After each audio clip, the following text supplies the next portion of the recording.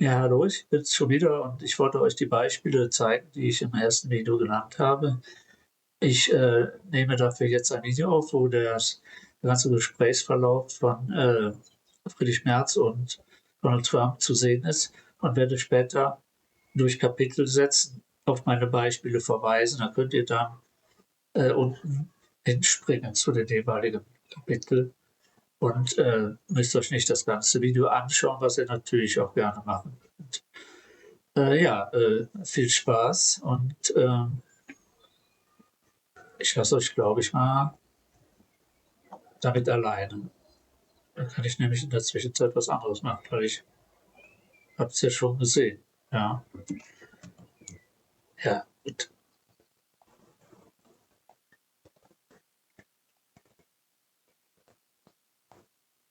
Und es geht los. Office, Viel it's Spaß. an Oval Office that's in very good shape. We like fixing things up and having them tippy-top like they have in Germany. They do that in Germany very much, and we do it here. We're having a very good run. I also had a great election, great win, won everything. Won the popular vote, all 7 swing states, which is a big deal. It's pretty unusual to do that. And we have a great mandate from the people, and part of our mandate is we're going to have a great relationship with your country. So I just want to thank you very much for being here, and if you'd like to say a few words. Absolutely. So, thank you, first of all, Mr. President, for your kind invitation to come to Washington, D.C. I was in this building first time ever in 1982, I told you, when former President Ronald Reagan was in office. So I'm very happy to be here again and to offer our close cooperation with the United States of America. We are having so much in common, our history. We owe the Americans a lot. We will never forget about that. And so with your German provenance, I think this is a very good basis for close cooperation between America and Germany. So again, thank you. Thank you for the hospitality, and thank you for having your guest house for a night. This is a great place. Great place. Many thanks for that. I really enjoyed it. Thank you. It's a wonderful place. It's a landmark also. And Blair House it's a nice place to stay. Yeah. Good. Thank you very much for saying that. Would you have any questions, please? Mr. President, on your new travel ban, why now? And if the Boulder attack was part of your reasoning, why not include Egypt on that list where the suspect is from? Well, because Egypt has been a country that we deal with very closely. They have things under control. The countries that we have don't have things under control. And why now? I can say that it can't come soon enough, frankly. We want to keep bad people out of our country. The Biden administration allowed some horrendous people, and we're getting them out one by one, and we're not stopping until we get them out. We have thousands of murderers. I even hate to say this in front of the Chancellor. Of course, you have a little problem, too, with some of the people that were allowed into your country. It's not your fault. It's not your fault. It shouldn't have happened. I told her it shouldn't have happened, what she did. But you have your own difficulty with that, and we do, and we're moving them out, and we're moving them out very strongly. But it can't come fast enough. We want to get them out. We want to get them out now. We don't want to have other bad people coming into our country. But using the word bad, I'm being nice. As a distraction, President. You put out on Truth Social a post regarding your conversation with President Xi. Right. Can you talk about whether or not you feel that trade talks, trade relations are back on track after appearing to be a little bit off track last week? A little bit off track. It was only the complexity. It's pretty complex stuff. We had a very good conversation with President Xi a little while ago, just before your arrival. In fact, we just hung up, and they said, "You're here." I said, "That's pretty good. Two great leaders of the world in a very short period of time." We had a very good talk, and we've straightened out any complexity. It's very complex stuff, and we straightened it out. The agreement was we're going to have Scott and Howard and Jameson will be going and meeting with their top people and continue it forward. But no, I think we have everything. I think we're in very good shape with China and the trade deal. We have a deal with China, as you know, but we were straightening out some of the points having to do mostly with rare earth. magnets and some other things. Those reduced trade tariff rates, they remain in effect? Yeah, we have the deal. I mean, we've had a deal. We announced the deal, and we'll be, I guess you could say, I wouldn't even say finalizing it up, Scott. I would say we have a deal, and we're going to just make sure that everybody understands what the deal is. Okay? We had a really good conversation. By the way, he invited me to China, and I invited him here. We both accepted. So I'll be going there with the First Lady at a certain point, and he'll be coming here hopefully with the First Lady of China. Mr. President, what do you expect from Germany? Go ahead, please. Did you talk about the Chinese students? Are you allowing them to come to the U.S.? Chinese students are coming. No problem. No problem. Okay, and on It's our Russia? honor to have them, frankly. Look, we want to have foreign students, but we want them to be checked. You know, in the case of Harvard and Columbia and others, all we want to do is see their list. There's no problem with that. This is anybody outside of our country, international students, because when we see some of the people that we've been watching, we say, where do these people come from? How is that possible? No, we want to have foreign students come. We're very honored by it, but we want to see their list. Harvard didn't want to give us the list. They're going to be giving us the list now. I think they're starting to behave, actually, if you want to know the truth. Okay, and on Ukraine? Yeah, please. On Russia, are you willing to put more pressure on Putin to end the war by imposing new sanctions on Russia and also on China? Well, remember, I'm the one that ended Nord Stream 2, going to a place called Germany, come to think of it. I'm sorry I did that. I don't know. But I ended Nord Stream 2. Nobody else did.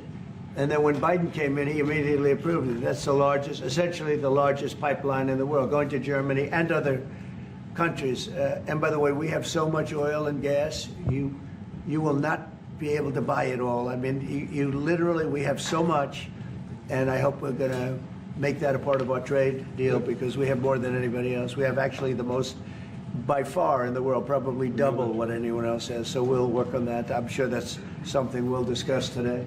Mr. President, What do you expect from Germany and what do you expect from the Chancellor? Well, first of all, I'm glad to meet because I've been dealing with the Chancellor, and he's a very good man to deal with. He's difficult, I would say. Can I say that? It's a positive. Go ahead. You wouldn't want me to say you're easy, right? No. Yeah, he's a very great representative of Germany. I think all we want is just going to have a good relationship. The rest will just sort of follow very easily. We'll have a good trade deal. I mean, I guess that will be mostly determined by the European Union, but you're a very big part of that, so you'll be involved. But we'll end up hopefully with a trade deal or we'll do something, you know, we'll do the tariffs. I mean, I'm okay with the tariffs, or we make a deal with the trade, and I guess that's what we're discussing now. Mr. President, Back there, please, go ahead. Mr. President? Okay. Is Germany doing enough on defense, Mr. President? Is Germany doing enough on defense? What? Defense spending. is Germany doing enough on defense? The Chancellor wants to. Is Germany doing enough on Chancellor wants to defense? spend 3.5. Well, I don't know. I mean, I haven't discussed it very much. I know that you're spending more money on defense now, and quite a bit more money, and that's a positive Definitely. thing. I'm not sure that General MacArthur would have said it's positive, you know. He wouldn't like it, but I sort of think it's good. You understand what I mean by Absolutely, that? I understand. He made a statement, never let Germany rearm. And I said, I always think about that when he says, sir, we're spending more money on defense. I say, oh, is that a good thing or a bad thing? I think it's a good thing. But, you know, at least to a certain point. There'll be a point when I'll say, please don't arm anymore if you don't mind. We'll be watching him. I'm kidding. Mr. President. Question on Biden, Mr. President. Yeah, Biden, you said Biden. Your predecessor dismissed your auto pen investigation. He said he made all the decisions during his presidency. I'm curious your reaction to his dismissal. Well, look, the auto pen, I think, is the big scandal outside of the rigged election of 2020. I think the biggest scandal of the last many years is the auto pen. And who's using it? I happen to think I know, okay, because I'm here. And I'm not a big auto pen person, fortunately. I'm glad. I'm very glad. It's an easy way out. But it's a very bad thing, very dangerous. You know, I sign important documents. Usually when they put documents in front of you, they're important. Even if you're signing ambassadorships and I consider that important. I think it's inappropriate. You have somebody that's devoting 4 years of their life or more to being an ambassador. I think you really that person deserves to get a real signature, not an AutoPen signature. And I can tell AutoPen easily. I can look at it, like two little pinholes from pulling the paper, right? You always see the pinholes. Yeah. It's real easy to tell about AutoPen. I think it's very disrespectful to people when they get an AutoPen signature. Outside, AutoPen to me are used when thousands of letters come in from young people all over the country and you want to get them back. And, you know, people use AutoPens for that, to send a little signature at the bottom of a letter. We have thousands of them. We get thousands of letters a week. And it's not possible to, you know, I'd like to do it myself, but you can't do it. To me, that's where AutoPens start and stop. But I'm sure that he didn't know many of the things. Look, he was never for open borders. He was never for transgender for everybody. He was never for men playing in women's sports. I mean, he changed, I mean, all of these things that changed so radically. I don't think he had any idea that what was, frankly, I said it during the debate and I say it now, he didn't have much of an idea what was going on. Mr. President, You shouldn't be, I mean, essentially whoever used the AutoPen was the president.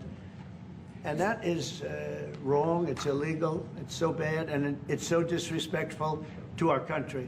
Mr. President. Mr. President, will you lead your troops in Germany? And if I may ask a question to the Chancellor to answer in German for the German audience, how has your first encounter been? The answer is yes. We'll talk about that, but if they'd like to have them there, you know, we have a lot of them, about 45,000. It's a lot of troops. It's a city when you think of it. That's good economic development. They're highly paid troops, and they spend a lot of money in Germany. But the relationship with Germany is very important. Yeah, we'll be doing that. No problem. May I say a few words in German to Yes, the German please. public? So, danke für die Frage. Wir sind hier im Weißen Haus und ich bedanke mich beim Präsidenten für den sehr freundlichen Empfang im Oval Office in diesem weltweit bekannten Raum. Ich freue mich sehr, hier zu sein und wir bereiten eine Vertiefung unserer Zusammenarbeit vor. Ich freue mich sehr darüber.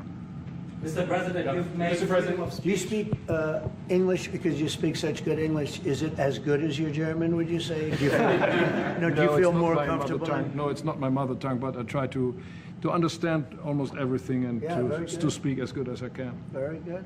You know, it's, Mr. President, you've made it's an achievement, actually. Mr. President, can we follow up on the AutoPen? Thank you, Mr. President. The criticism that I've seen, and I'm sure you've seen, regarding Elon Musk and your big, beautiful bill, what's your reaction to that? Do you think it in any way hurts passage in the Senate, which, of course, what is you're seeking? Well, look, you know, I've always liked Elon, and it's always very surprised. You saw the words he had for me, the words of, and he hasn't said anything about me that's bad. I'd rather have him criticize me than the bill, because the bill is incredible. It's the biggest cut in the history of our country. We've never cut. It's about 1.6 trillion in cuts. It's the biggest tax cut. You would say, people's taxes will go way down, but it's the biggest tax cut in history. It's we are doing things in that bill that are unbelievable. And when you look at what we're doing for small businesses, for people, for middle-income people, all of the things that we're doing, nobody's ever seen anything like it.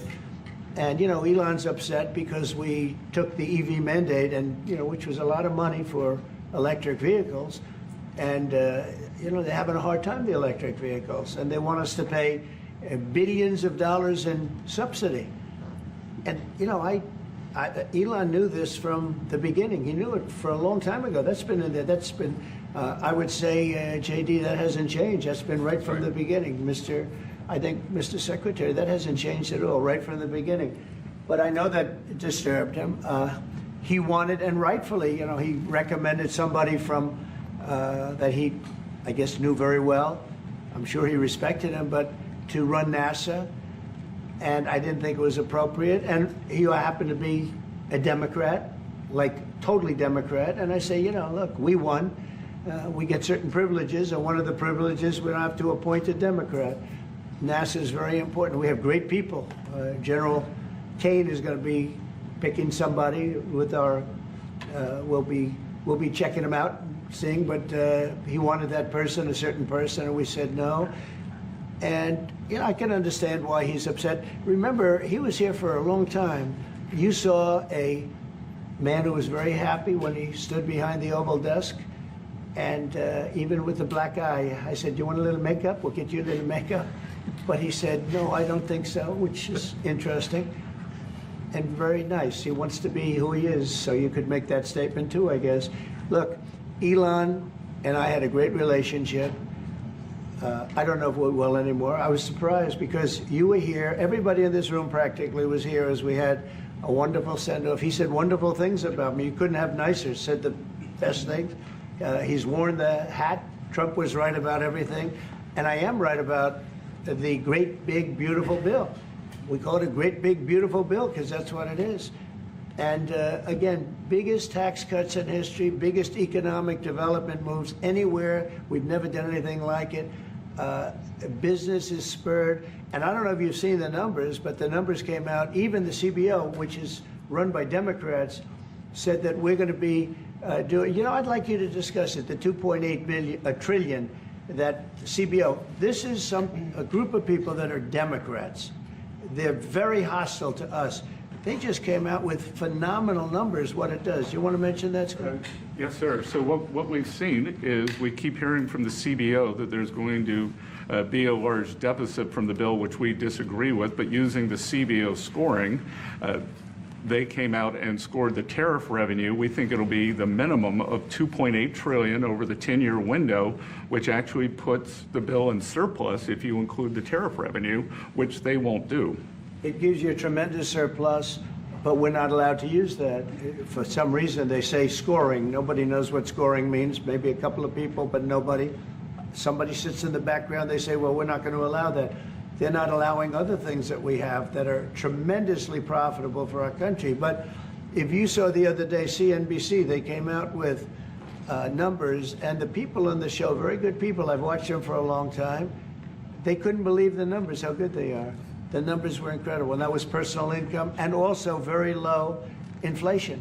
We have very low inflation. We're down to 2% now, and maybe even lower than that. And when I took it over, it was a mess. Remember, we had the worst inflation probably in the history of our country. They say 48 years, but let's say I think it's worse than that. So we had the worst inflation in the history of our country under the Biden administration. Now we're down to a beautiful number, 2%. You'd actually like to keep it there. Better than zero is 2%. It's going down maybe to 1, and 1% is like perfect. That's perfect. You don't want to have zero for certain reasons that nobody is very interested to listen to. But we have almost perfect inflation. Grocery prices are down. Everything. Remember eggs? Eggs, we weren't going to buy another egg for the next 20 years. They were so expensive, right? Remember? You guys all hit me about eggs. Eggs have come down 400%. Everybody has eggs now. They're having eggs for breakfast again. But if you look at gasoline, very important. I think always the most important because it's the energy is the biggest factor. That's what happened. He screwed up our energy policy, and everything went up because energy went up. But now energy is way down, and they have states where you're at $1.98 a gallon for gasoline. So the costs have come way down, and one of the things I ran on was that. I ran on the border. We have the best border in the history of our country, 99.99%. It was last week, 3 people came in, 2 of them for medical reasons. We let them in because one of them had a heart attack. I think it was a nice thing to do, and one of them had something else. So we've never had, I had very good numbers for 4 years, but we really topped it. And I want to thank Christie and Tom Homan. They've done a fantastic job, but nobody mentions that anymore. Remember, a few months ago, the border was a total disaster. People were coming in by the hundreds of thousands of people a day, a week, a month. I mean, we had a month, 2 million people came in 1 month. The border was being overrun, and a lot of bad people, criminals, murderers, drug dealers. We had some of the worst people in the world coming in from all over the world. It's totally closed. And you know what? People are coming into our country, but they're coming in legally. So we've done a great job. Elon knew that. Elon endorsed me very strongly. He actually went up in campaign for me. I think I would have won. Susie would say I would have won Pennsylvania easily anyway, even if The governor ran, the real governor, not the governor from Minnesota, he's a sick puppy, that guy. That poor guy, I feel sorry for him. But they made a bad choice with him. But if you pick Shapiro or anybody else, I spoke to him recently about his house being set on fire, which was terrible. But if they picked him, I would have won Pennsylvania. I won it by a lot. But I'm very disappointed because Elon knew the inner workings of this bill better than almost anybody sitting here, better than you people. He knew everything about it. He had no problem with it. All of a sudden he had a problem, and he only developed the problem when he found out that we're going to have to cut the EV mandate, because that's billions and billions of dollars, and it really is unfair. We want to have cars of all types. Electric, we want to have electric, but we want to have a gasoline, combustion. We want to have different. We want to have hybrids. We want to have all. We want to be able to sell everything. And when that was cut, and Congress wanted to cut it, he became a little bit different, and I can understand that. But he knew every aspect of this bill. He knew it better than almost anybody, and he never had a problem until right after he left. And if you saw the statements he made about me, which I'm sure you can get very easily, it's very fresh on tape. He said the most beautiful things about me. And he hasn't said bad about me personally, but I'm sure that'll be next. But I'm very disappointed in Elon. I've helped Elon a lot. Mr. President, I just want to clarify, did he raise any of these concerns with you privately before he raised them publicly? And this is the guy you put in charge of cutting spending. Should people not take him seriously about spending now? Are you saying this is all sour grapes? No, he worked hard, and he did a good job. And I'll be honest, I think he misses the place. I think he got out there, and all of a sudden he wasn't in this beautiful Oval Office, and he's got nice offices too. But there's something about this one. I was telling the Chancellor, this is where it is. People come in here, even from Germany.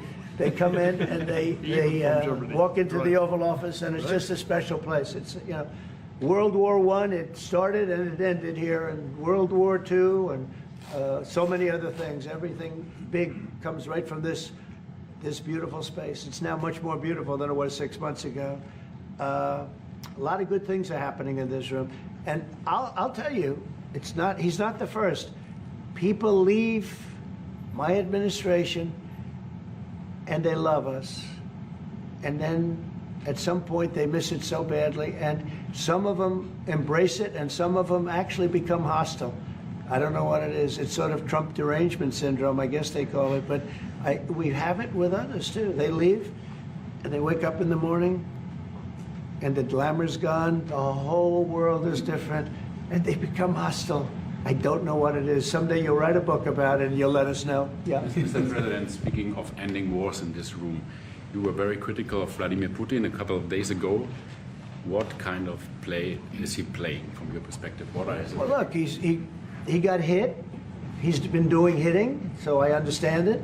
But he got hit hard, and I don't think he's playing games. I think I've always said he wanted the whole thing.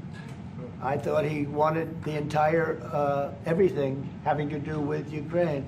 That's something that would have never happened if I were president. The election was rigged. I didn't get to be president, but I got to be president now. And I think it's a much more important presidency. Other than a couple of things like that, the war would have never happened. The war with Ukraine, with Putin, would have never happened, ever, not even a chance. And it didn't happen for 4 years. And it wasn't thought of. I used to talk to him about Ukraine a lot. It was the apple of his eye, but he would have never done what he did. And I think mistakes were made by him, but I think mistakes were made by other people. The president should have never allowed that war. Biden should have never allowed that war to happen. If you had the right guy in here, that war would have never happened. Israel would have never happened with Hamas. That would have never happened. The attack on Israel would have never happened because Iran was broke. They had no money. They had no money to give to Hamas or Hezbollah or anybody else.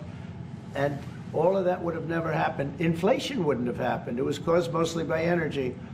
And the Biden administration messed up my great energy policy. We were down into the 190 a gallon, and it would have never happened. It was caused by energy and their bad spending on the Green New Scam and other things that they spent on. But all of those things would have never happened. But maybe most importantly, the war, Chancellor, with Russia. would never have happened with Ukraine.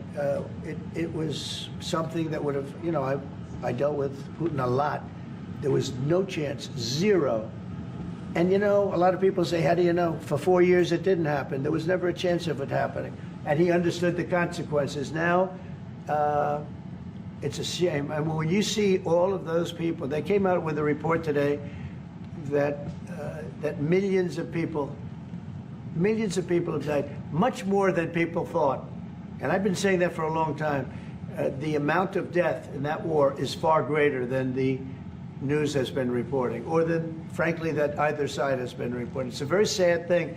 And I can tell you, just speaking for the Chancellor, because we speak about it, he feels the same way. He wants to see it ended. Would you like to say something? Absolutely. And I'm here, Mr. President, to talk with you later on how we could contribute to that goal. And we all are looking for measures and for instruments to bring this terrible war to an end. And may I remind you that we are having June 6th tomorrow. This is D-Day anniversary, when the Americans once ended a war in Europe. And I think this is in your hand in specific, in ours. That was not a pleasant day for you? No, that was not a pleasant... This was not a great in day. the long run, Mr. President, this was the liberation of my country from Nazi dictatorship. That's true. So, that's true. And we know what we owe you. But this is the reason why I'm saying that America is again in a very strong position to do something on this war and ending this war. So let's talk about what we can do jointly, and we are ready to do what we can. And you know that we gave support to Ukraine, and that we are looking for more pressure on Russia. The European Union did, and we should talk about that. We will talk about it, and Yeah. you know, it's good timing. The numbers for our country are through the roof, the economic numbers, because of the election and because of tariffs and other things, a lot of things. But we've had some of the best numbers we've ever had. They were reported yesterday, the day before, and even today. Country is doing really well. I think that one of the things you'd be most interested in is that 6 months ago, we were having a hard time getting anybody to join our military. I mean, they just couldn't do it. The numbers were record low. We couldn't get people to join the military. It wasn't me. This was before I got there, the past administration.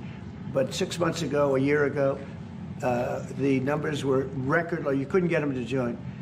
That included the police. And you couldn't get them to join. Now, we just hit the highest number in the history of our country, we think, but very close, but the highest in the history of our country, recruitment, joining the Army, Navy, Air Force, Marines, Coast Guard, police forces all over the country. What did you do for that? What was the reason? Spirit. They love our country again. You know? You're going to do the same thing. Spirit. We have great spirit is back in our country, and it's very simple. And, you know, it was only, Susie, 6 months ago, right, that you got reports. You're the one that released them, that you couldn't get anybody to join the military, and now we're stocked. Every service now is packed, and we have waiting lists of people trying to get in, as good as we've ever had in the history of our country. So that's an honor. That's a great honor. Mr. President, on the war. You've asked. You've had enough. Go ahead, please. Mr. President, so would you consider to put more sanctions on Russia? Because this discussion is going on now for weeks and months, and you tweeted about it once, but then nothing happens. So Yeah, when I see the moment when we're not going to make a deal, when this thing won't stop, Is there a deadline? in that moment, yeah, it's in my brain, the deadline. When I see the moment where it's not going to stop, and I'm sure you're going to do the same thing, will be very, very, very tough. And it could be on both countries, to be honest. You know, it takes two to tango. But we're going to be very tough. Whether it's Russia or anybody else, we're going to be very tough. That's a bloodbath that's going on over there.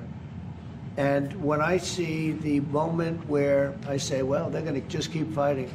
You know, I gave the analogy yesterday when I spoke to President Putin. I had a 2-hour and 15-minute call with him. Sometimes, and this is me speaking maybe in a negative sense, but sometimes you see two young children fighting like crazy. They hate each other and they're fighting in a park.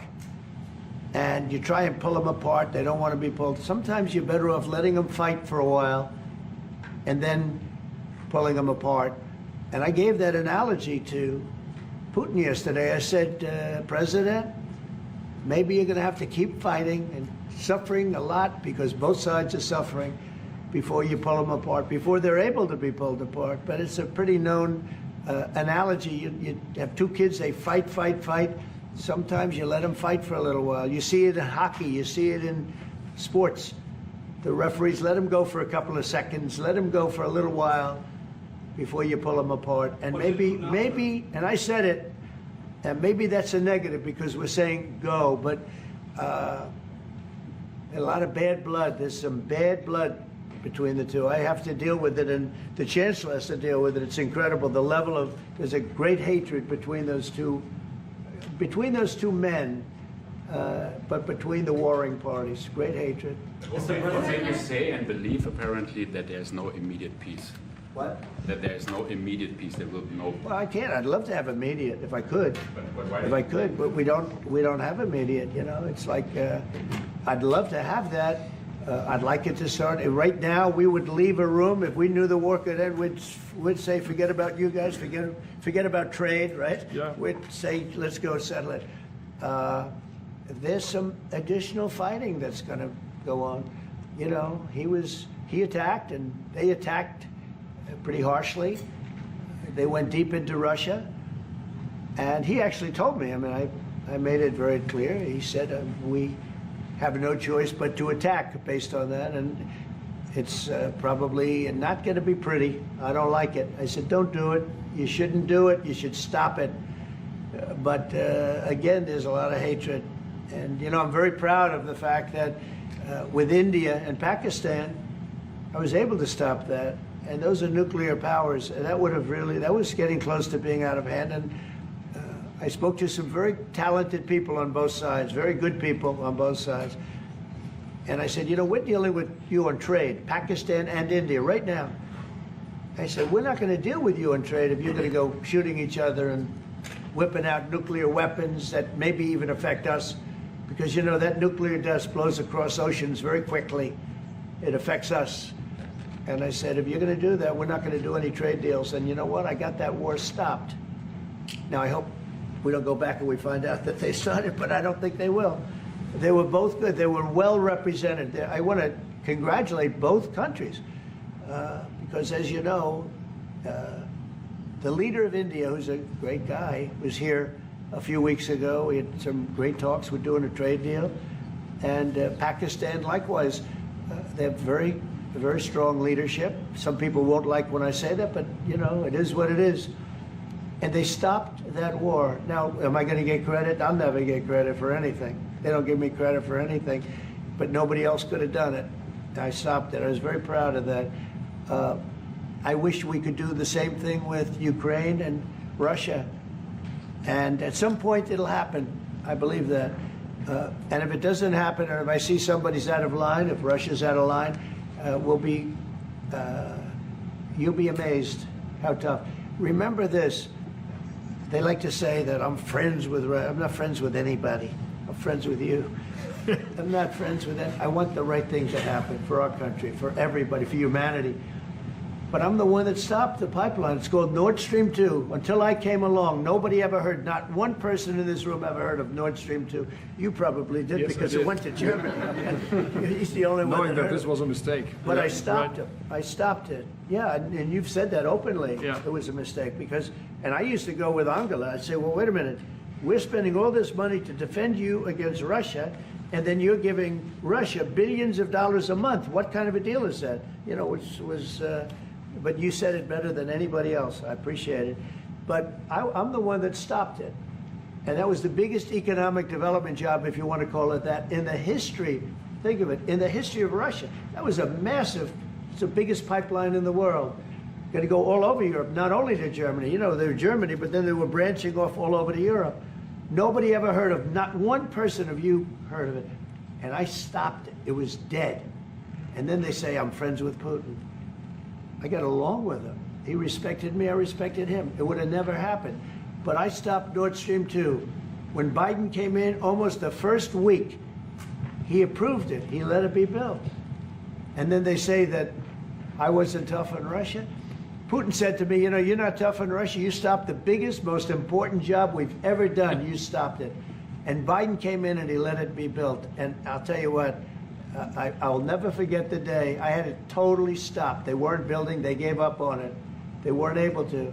And then Biden came in and he let him build. I couldn't believe it. Okay, one or two questions more, please. Any questions? Any question for the Chancellor? Continue. Go ahead for the Chancellor.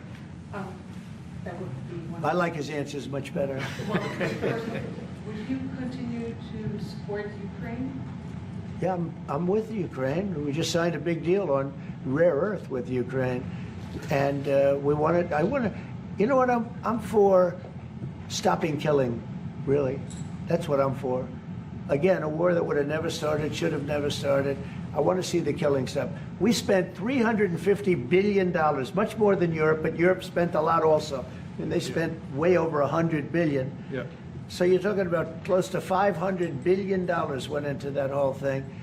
And it's not even the money, and I know with you too, it's a lot of money, but it's the death that's being caused. We went to the Middle East. I went last week to the Middle East. We took in $5.1 trillion. That's many, many times. That's 30, 40 times, 50 times more than what we're talking about.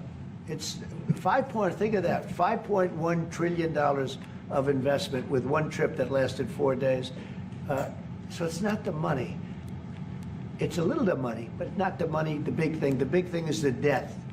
The death of, and really the decimation. You've lost a whole culture. You know, Ukraine had the most beautiful turrets. They call them turrets, the little towers, beautiful towers, the most beautiful in the world. They're all now laying on their side, blown to smithereens. It'll never happen again. They've taken away the culture of a country.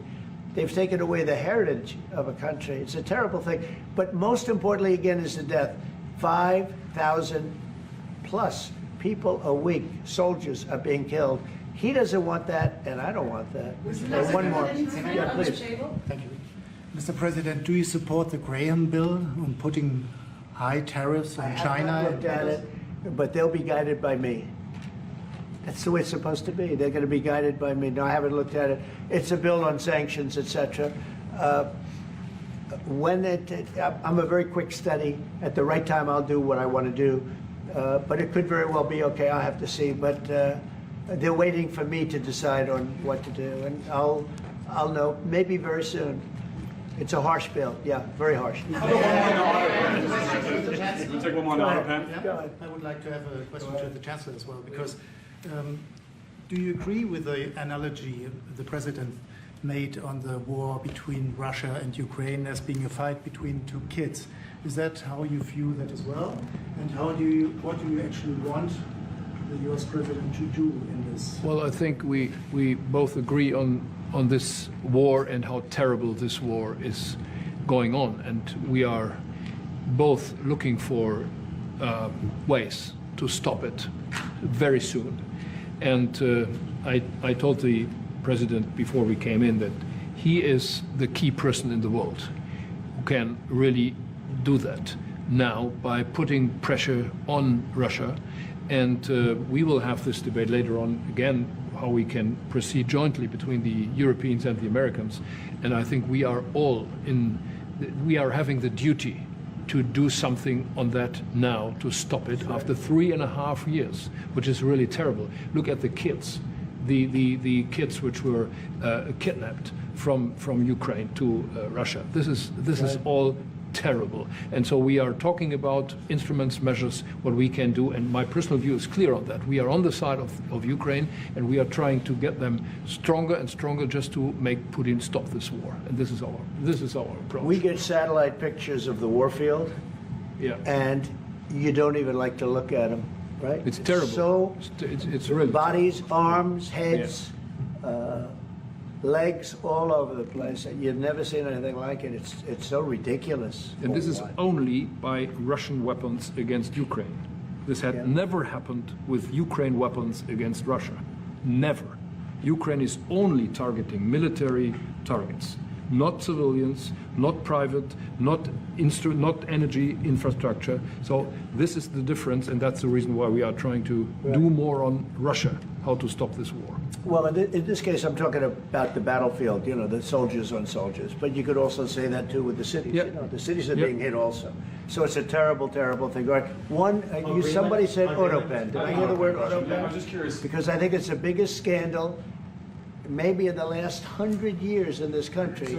So when I hear that word, I think it has to be discussed because the fake news will try and, you know, hide it, and we can't do that. Well, that's but go what I'm ahead. asking. Have you uncovered any evidence that anything specific was signed without President Biden's knowledge or by other people in the administration acting illegally? Well, I don't think Biden would know whether or not he signed it. I'm asking if you've uncovered any of that information. No, but I've uncovered, you know, the human mind. I was in a debate with the human mind, and I didn't think he knew what the hell he was doing. So, you know, it's just one of those things, one of those problems. We can't ever allow that to happen to our country. The danger our country was in, and I know some of the people that worked with him, radical left, horrible people. And I could give you the name of some of the people that used the autopen, because I'm here, and I ask questions about people that were here also. There are a lot of people that were here when that happened, and they're here right now, and they'll answer your question very accurately. But I know some of the people that use that autopen, and those are not the people that had the same ideology as Joe Biden. These were radical left lunatics that used that, and they didn't get elected. He didn't get elected either, actually. Thank you very much, everybody. Thank you, guys. Thank you, guys. Thanks, guys. Thank you very much. Thanks, guys.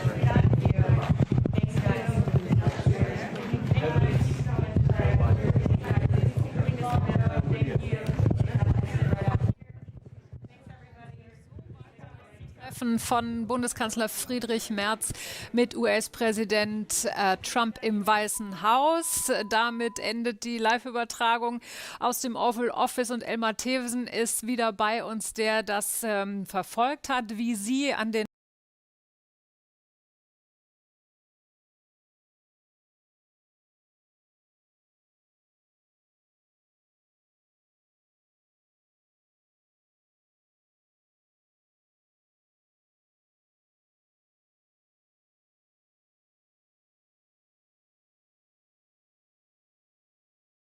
in den Streams zu Hause auch und in unserer Live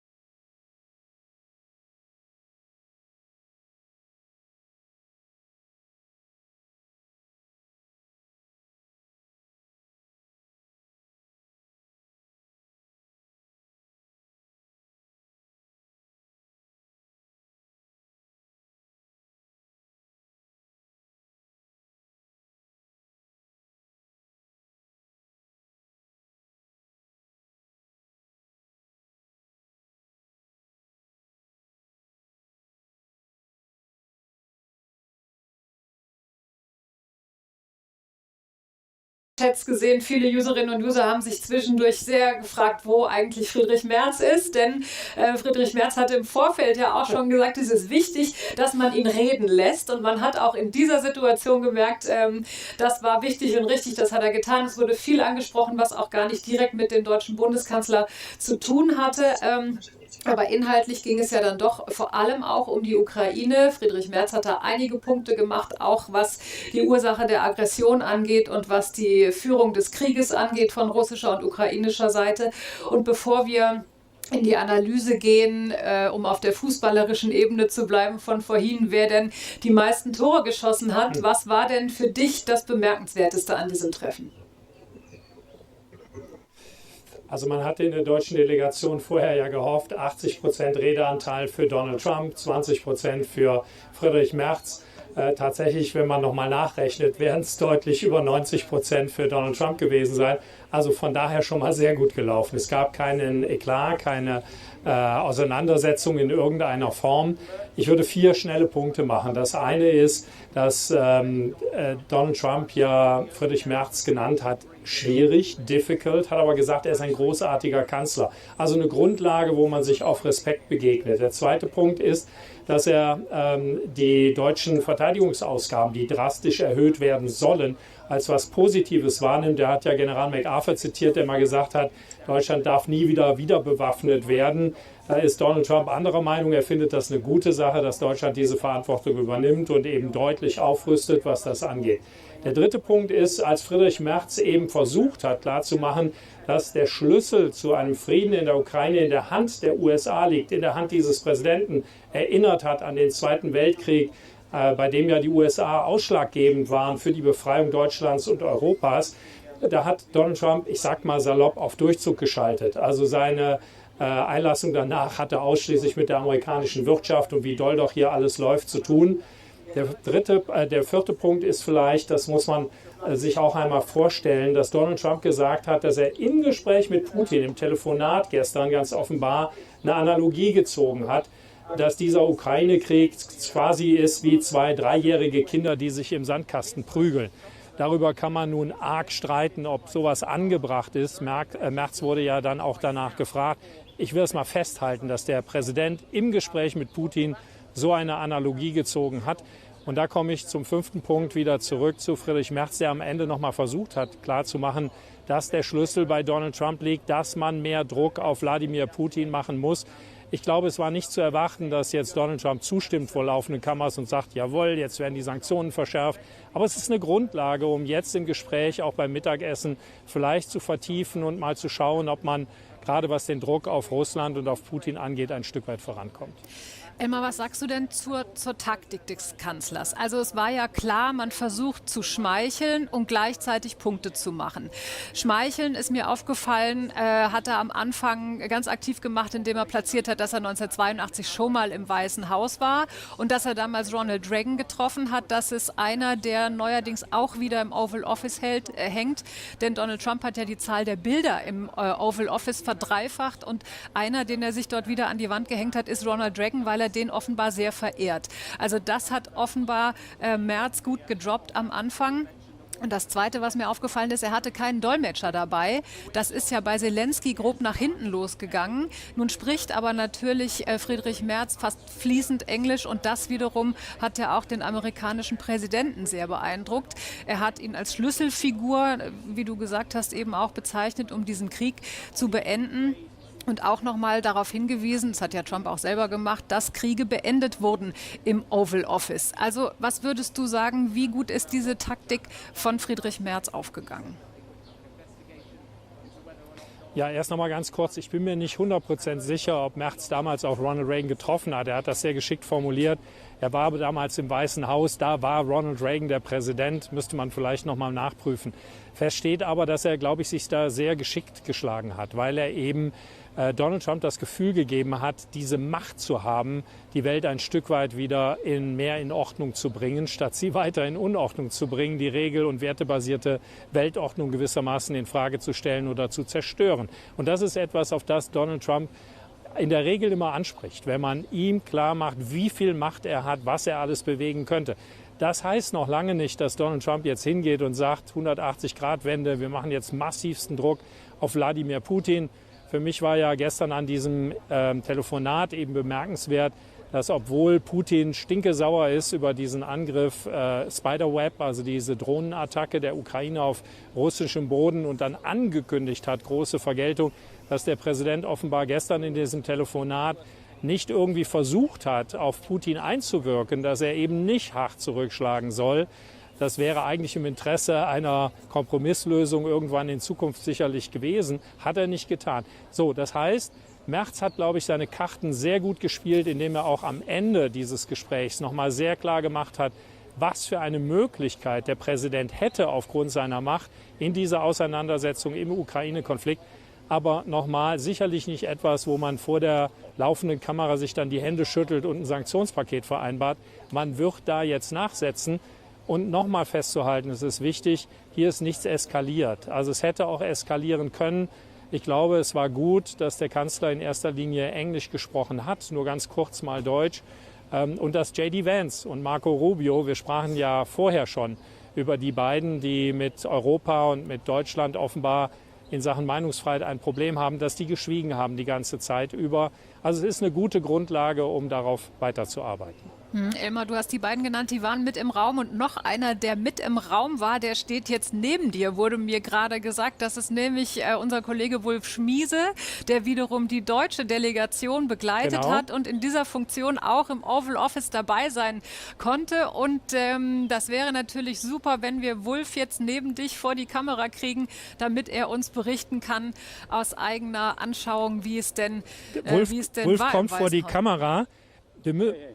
Aber wir müssen das so hören, machen, ne? liebe Ja. Christina, weil Genau. Wulf kein Ohrwürmchen hat. Deswegen gebe ich die Frage weiter und dann kann Wulf antworten. Super. Christina, was hast du für eine Frage?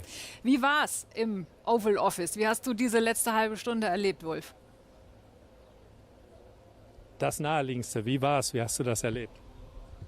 Das war relativ entspannt, also es war eine friedliche Stimmung von vornherein. Tatsächlich, das hatte ja auch Friedrich Merz schon vermutet, weil er sich vorbereitet hatte und geguckt hatte, wie waren eigentlich die Treffen, die gut gelaufen sind. Donald Trump hat 90% der Zeit geredet. Merz hat sich bewusst zurückgehalten. Man hatte den Eindruck, er rutschte ein bisschen auf seinem Sessel hin und her, als er sich eigentlich einklinken wollte in eine Diskussion. Da ging es um die Ukraine, da ging es um diese Analogie, die Donald Trump aufgemacht hat. Das sei im Grunde wie zwei streitende Jungs, die Ukraine und Russland. Hat sich aber dann zurückgehalten, bis dann die Frage gestellt wurde, kann man so einen Vergleich bringen, dass das sozusagen mit Hockeyspielern verglichen wird, wo es hier um so einen blutigen Krieg geht. Und da hat Merz dann geantwortet, naja, wir sind uns einig, dass dieser Krieg beendet werden muss. Also er ist gar nicht auf die Idee gekommen, hier zu antworten, ob er diese Analogie oder diese Metaphorik von Trump teilt. Ich hatte den Eindruck, Trump war sehr informiert, auch über die deutsche Politik, auch vor dem russischen Angriffskrieg. Und da hat er, glaube ich, einen Punkt gemacht. Er hat gesagt, in dieser Runde, als die Leute damals hier waren, hat keiner von Nord Stream 2 gesprochen. Außer ich selbst, sagte Donald Trump, dass man eben Nord Stream 2 nicht machen sollte. Und er habe Angela Merkel, die Vorgängerin, gefragt, was ist das für ein Deal, dass ihr mit Putin sozusagen so einen Gasdeal macht über diese Leitung. Die hätte niemals gebaut werden dürfen. Also da hat Trump im Grunde seine Punkte gemacht, um zu zeigen, ich will keinen Krieg. Mir geht es um das Ende dieses Krieges. Interessant fand ich noch, Elmar, und Christina fand ich noch, die Antwort, dass im Grunde Merz so indirekt nochmal Trump untergelegt hat, dass die Aggression ja von Putin ausgeht und auch jetzt bei diesen Friedensgesprächen man doch auf die gekidnappten Kinder schauen solle der Ukraine, die ukrainischen Kinder. Und das ist ja etwas, was Russland total negiert. Die sagen, die seien nicht gekidnappt, die seien gerettet worden. Aber Trump nickte dazu. Also da sind so ein paar Möglichkeiten gewesen, wo Merz Trump, glaube ich, so etwas an Argumentation eingeschlichen hat, was dann doch am Ende pro-ukrainisch war. Ich würde Christina noch einen Punkt dazufügen, bei dem das genauso war, Wulf, nämlich, dass er ja klar gemacht hat, es gibt hier einen Unterschied. Wladimir Putin bombardiert die Städte, er bombardiert Zivilisten. In erster Linie sind Zivilisten die Opfer und umgekehrt, die Ukraine greift militärische Ziele an. Da ist ein großer Unterschied. Das war der Moment, wo ich hier zugehört habe und dachte, au Backe, jetzt könnte es sein, dass irgendeiner reinspringt, wie Rubio oder Vance oder Trump und das irgendwie bestreitet, obwohl die Fakten sehr klar sind. Aber es ist eben nicht passiert. Ja. Und es gab, glaube ich, auch eine Sache, Christina, wo der Bundeskanzler verschont bliebe. Und einer der Kollegen hatte die Frage immer auf den Lippen und er wollte immer wissen zur Meinungsfreiheit in Deutschland. Es kam nicht zu der Frage. Aber das wäre die Frage gewesen, warum sieht die Regierung Trump die Meinungsfreiheit in Deutschland bedroht? Und das wäre das Triggerwort möglicherweise gewesen, dass Trump dann oder Vance, der ja auch dabei saß, abgeledert hätten über Deutschland, dass die AfD nicht richtig behandelt werde. Merz hat vor der Reise gesagt, er sei darauf vorbereitet. wenn die damit kommen wollen, gerne. Er war so ein bisschen kratzbürstig aufgelegt in den Vorgesprächen und sagte, könnt ihr ruhig machen, ich habe da meine Antworten. Und das hätte dann vielleicht schroffer ausgehen können oder kontroverser, aber es kam überhaupt nicht zu der Frage und auch nicht zu so einem Vortrag, muss man schon sagen, weil Donald Trump wirklich das Wort auch lange hält. Unterhaltsam zwar, das muss man auch sagen, der hat jetzt nicht gänzlich unsympathisch dort gewirkt. Der hatte schon sozusagen was Unterhaltsames, das merkte man auch, wie man so zuhörte, war informiert, wirkte nicht verwirrt, sondern wusste, mit wem er es dort zu tun hatte. Also auch die Geschichte ein bisschen von Friedrich Merz kannte er, sein gutes Englisch hat er erfragt. Aber an dieser Kontroverse ist um diese Kontroverse ist Merz herumgekommen. Ich habe noch eine Frage. Genau, oder wir müssen vielleicht auch Schluss machen. Genau, aber nur eine kurze Frage, weil es gibt ja durchaus Konfliktpotenzial und das Treffen geht ja noch weiter. Es gibt ja jetzt ein Lunch, das heißt auch das Thema Meinungsfreiheit könnte jetzt noch angesprochen werden und es sind ja auch in der Delegation durchaus ein paar Leute, die Fragen an das Team Trump hätten und wo es Uneinigkeit gibt. Also der Regierungssprecher zum Beispiel, Stefan Cornelius, war früher Journalist, hat hart Trump kritisiert, der Delegationsleiter Günther Sauter hat selbst in Harvard studiert. Der hat sicherlich auch die ein oder andere Frage, was die Einreisesperren für Studenten angeht. Also auch die nächsten Minuten der deutschen Delegation könnten noch spannend werden, oder? Und wir warten auf die Pressekonferenz von Friedrich Merz um 20 Uhr.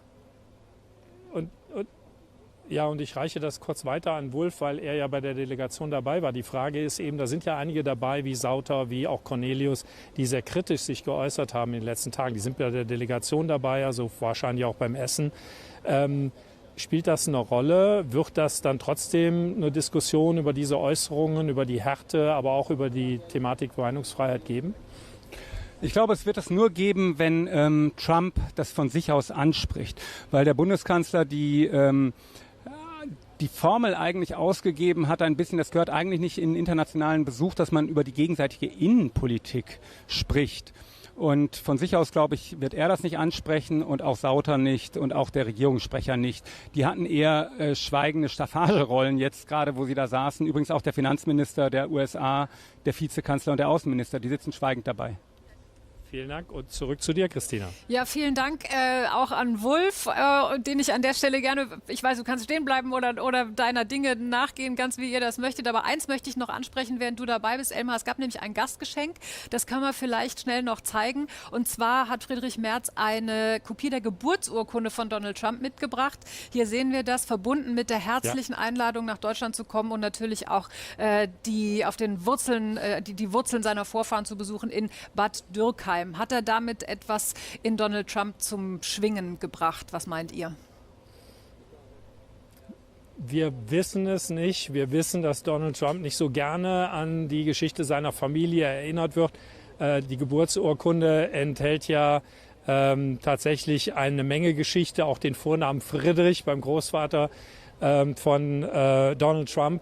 Er wird nicht so gern daran erinnert, er sieht sich als Amerikaner, aber vielleicht ist eben das etwas, auch kalligrafisch toll aufgearbeitet, die Übersetzung, es gibt ja dann eine englischsprachige Übersetzung noch dazu, sieht gut aus, vielleicht gefällt es ihm ja doch.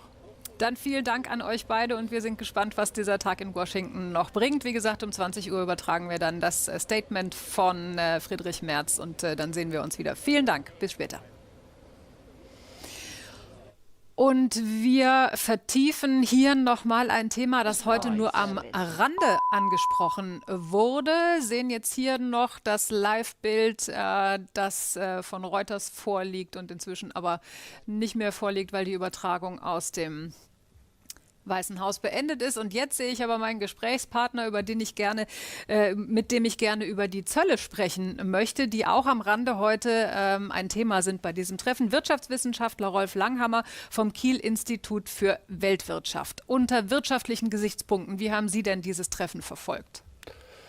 Es kam sehr wenig an sich über Zölle, außer dass Zölle für Herrn Trump sehr wichtig sind als Kompensation für Einnahmeverluste aus Steuersenkungen. Das kam soweit ich das mitbekommen habe, ich habe ja nur den zweiten Teil mitbekommen, kam das sehr, sehr wichtig vor. Er hat also Prognosen dafür, was diese tollen Zölle an Einnahmen bringen.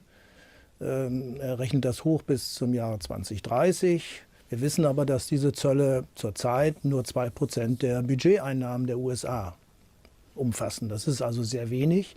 Und wenn die Zölle so hoch sind, dann gibt es auch keinen Handel und dann gibt es auch keine Zölle. Das heißt also keine Zolleinnahmen.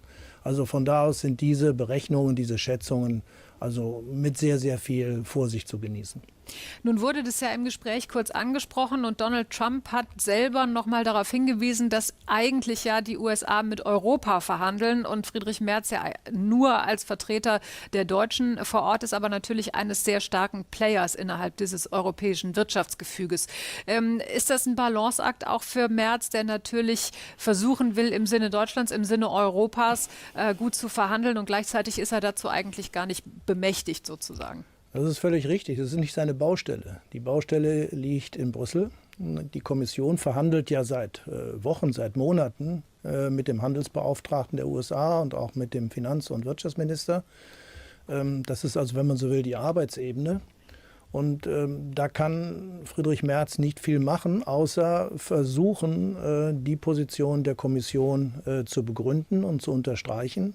Was er auf keinen Fall tun darf, ist, sich auf ein Teile- und Herrsche-Spiel des amerikanischen Präsidenten einzulassen. Und das ist etwas, was sowohl Trump als auch Xi Jinping gerne machen, die Europäische Union auseinander zu dividieren. Und das könnte natürlich zum Beispiel in bilateralen Gesprächen zur Sprache kommen, dass man sagt, ja, für bestimmte Stahlsorten, die im Wesentlichen aus Deutschland kommen, Spezialstähle, da könnten wir ja über Ausnahmen von den 50% sprechen. Das ist die große Gefahr, dass er versucht, Trump versucht, Deutschland sozusagen auf seine Seite zu ziehen und damit die gemeinsame Handelspolitik der Europäischen Union zu unterlaufen. Also in diese Falle sollte er auf keinen Fall hineinlaufen. Nun hat Deutschland inzwischen Japan als größten Gläubiger der Welt abgelöst. Das Nettoauslandsvermögen der Deutschen belief sich Ende des vergangenen Jahres auf 3,6 Billionen $. Was bedeutet das und könnte das den Unmut des amerikanischen Präsidenten anheizen? Das glaube ich nicht. Das ist ein ganz normaler Vorgang. Wir wissen, dass das Handelsbilanzdefizit der Amerikaner groß ist, dass sie ein Leistungsbilanzdefizit fahren, das ja auch die Investitionseinkommen umfasst. Sie halten die Leitwährung, wenn man so will. Sie können sich in einem Geld verschulden, das sie selbst drucken können. Das wird von den Handelspartnern auch akzeptiert als Leitwährung. Also von daher ist es ein normaler Vorgang, dass eine alternde Volkswirtschaft, das ist Japan, langsam gehen dort die Leistungsbilanzüberschüsse zurück, abgelöst wird von einer anderen alternden Volkswirtschaft und das ist Deutschland. Und das wird diese große Gläubigerposition Deutschlands, die wird auch nicht allzu lange anhalten, denn auch in Deutschland geht das Leistungsbilanzdefizit, der Überschuss langsam zurück. Und das ist ganz wichtig. Wir werden auch unser Geld jetzt in Zukunft nicht mehr nur sparen, um es den Amerikanern zu geben, damit die es ausgeben, sondern wir werden es auch bei uns einsetzen. Und das bedeutet natürlich auch, dass bei uns die Leistungsbilanzüberschüsse zurückgehen und natürlich auch im Zuge einer etwas schlappen Wirtschaft, die ja für eine alternde Volkswirtschaft ganz normal sind, eben auch, wenn man so will, diese Gläubigerposition nicht mehr so stark sein wird. In Zukunft wird es vielleicht China sein. Dann wird es vielleicht einmal ein anderes Schwellenland sein, das eine solche Gläubigerposition bekommt. Also wie gesagt, ich würde dieser Zahl nicht so viel Bedeutung beimessen.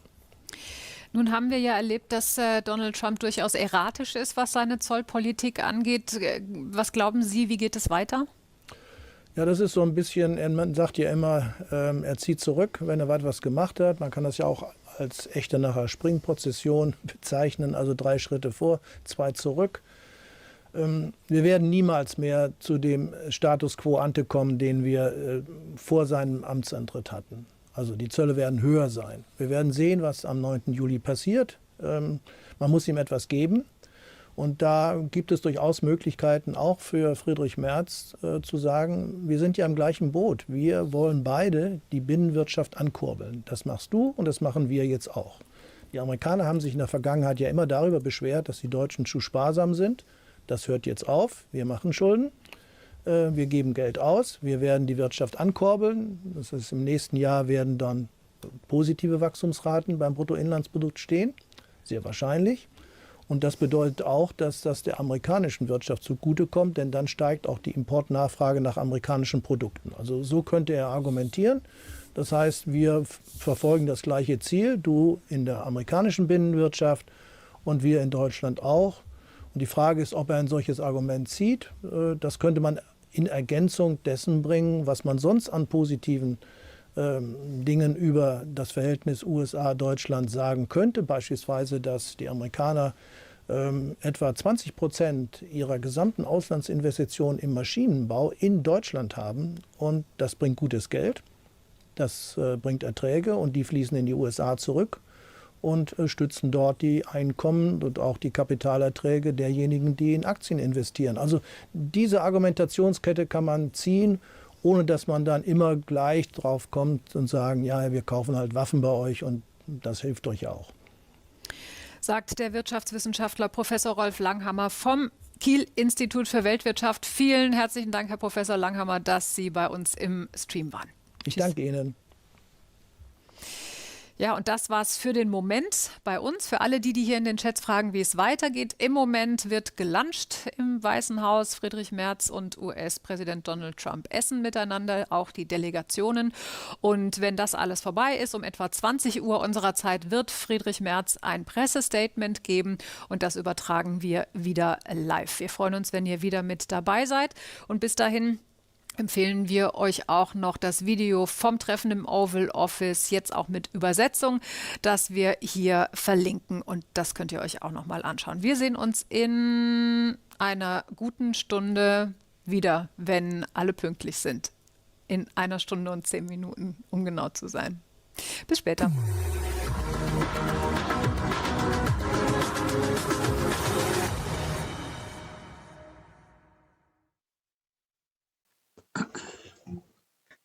Ja, ich wollte noch was zu diesem Ukraine-Konflikt sagen. Jetzt sieht es ja jetzt, so wie ich das dargestellt habe, steht der Putin wieder da auf der Anklage und was Sie dann gesagt haben, stimmt ja auch, aber da müssen wir auch bedenken, das hat ja auch alles eine Vorgeschichte. Ja, ich will jetzt nicht so sehr im Detail darauf eingehen und ich will mich auch gar nicht festlegen, aber diese Geschichte mit der NATO-Osterweiterung und wir machen es nicht, machen es doch und was die Administration veranstaltet haben in der Ukraine, das muss man alles in die Waagschale werfen. Ja? Ich möchte hier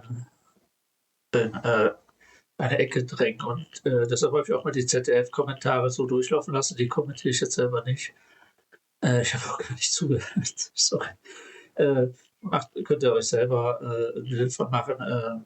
Ihr habt meinen Kommentar zu dem Treffen und die anderen, die waren ja auch irgendwo spezifischer und ja, keine Ahnung. Ich möchte, wie gesagt, ich sag mal, Kollegen da nicht kommentieren. Dann wollte ich noch was sagen. Und zwar möchte ich, wenn ich mir was wünschen dürfte, dann würde ich mir wünschen, dass der liebe Barack Obama den Friedensnobelpreis, den er gewonnen hat, an den Donald Trump übergibt. Weil der hat ihn verdient. Und der Barack Obama hat ihn nicht verdient, aus meiner Sicht. Das ist meine Meinung, ja. Aber der hat so Dinger gebracht, wie dem Putin zu sagen, hör mal, hey, du bist doch gar kein großer Junge mehr. Wir sind jetzt hier, du kannst dich mal hier schön verpissen, wir sind jetzt da. Er hatte nämlich mit dem Spruch, dass Russland keine Großmacht mehr wäre oder nur noch eine Regionalmacht wäre.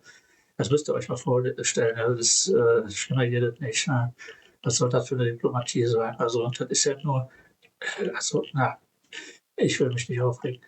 Okay, jetzt fällt mir nichts mehr ein. Wahrscheinlich fällt mir jetzt, nachdem ich das Video jetzt beende, jetzt noch eine ganze Menge ein, aber ist mir jetzt auch egal. Und lasst mir mal bitte ein Like und einen Kommentar da. Ja, bitte, wenn das geht. Ein Like und ein Kommentar. Oder wenigstens ein Like, wenn er. Ja. Okay. Vielen Dank. Und macht es gut. Hab euch lieb.